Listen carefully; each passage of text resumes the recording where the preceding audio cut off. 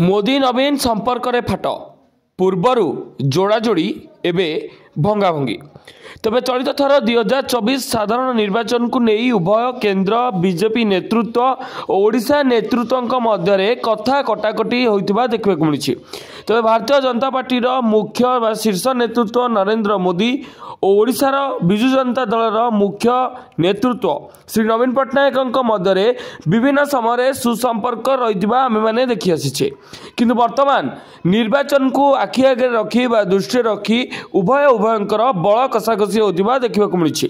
तेज यह पूर्व मेंट चर्चा जोरसोर चलता बेले नवीन बाबू को विभिन्न समय निजर बंधु बोली कहवा और नवीन बाबू एक एकांत अनुगत्य भाव में प्रधानमंत्री नरेंद्र मोदी पाखे समर्पण भाव करने नहीं आपण मैंने देखी। तेबे वर्तमान 2024 निर्वाचन को नहीं उभय मध्य कथा कटाकटी जोरसोर चली।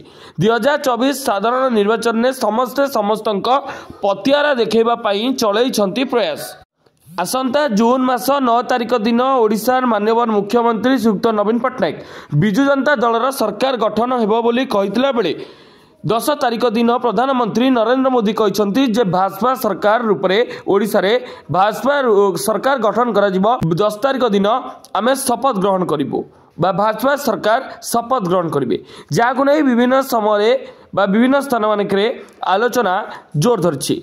तबे मोदी नवीन मध्यरु ओडिशा एथरक कहा पाली रे पडुछि पुणी आसुछंती नवीन ना ओडिशा को हाथौछंती मोदी ताकू ही अपेक्षा।